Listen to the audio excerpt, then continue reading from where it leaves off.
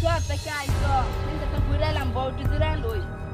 ওখান বন্ধু তোমার কি কই আমি সব এলাকার খবর খুব ভালো না এই দেখছো না ক্লাস আচ্ছা বই লই পরেন যাও তো দেন আল্লাহ তো ঘুরে দেখি আচ্ছা যাও তুমি কইছো তো যাও আর দেখে গিয়ে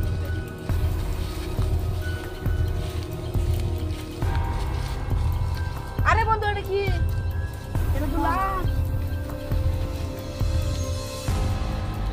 টাইগার শেয়ারি কেমনে খবর দাও হ্যালো শেয়ারি না আপনার লাশ পাওয়া গেছে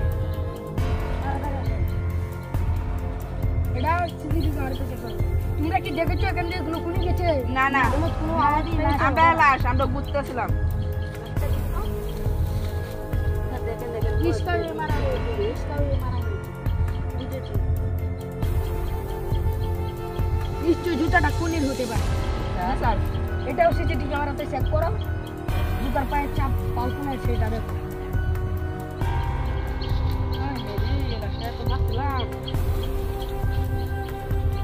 এটা মজি আছে এর ভাইও তো আমার কই যাইতো না আমি দেন মুগা মাখা সেটা লাশ আমার কত মারানো ইচ্ছা আছে আরো মারনা লাশকে বুশমানা আমাদের ব্যবস্থা করো ধরো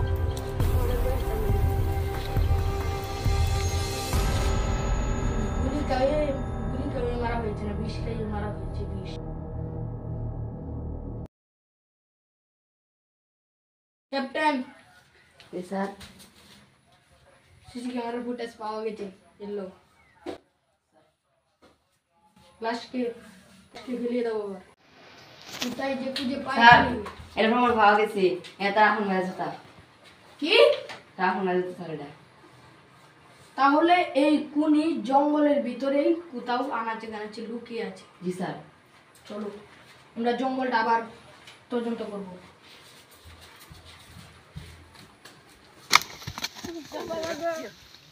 কেডির হাত থেকে বাঁচা অসম্ভব কেডির হাত থেকে বাঁচা অসম্ভব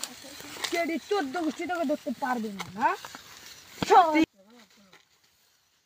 শালা খুনিকে ধরে ফেলেছে স্যার আমি মারছি না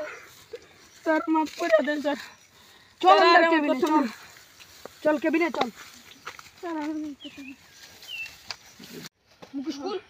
কুল কুল খুল মুখোশ কর আমার হাতে গুলো সম্ভব তো কুল না ইয়া আল্লাহ ছোট ভাই তার তুই তো তার আপন ছোট ভাই তুই তোর বড় ভাই মারি আলছস কেন লাগি মারছো হারাম দাদা আপন বড় ভাই কি মারি আলছো স্যার মাফ করে দেন স্যার স্যার ভাই কেবিনে চল তোরা বস এখানে গুলি ধরো ওখানে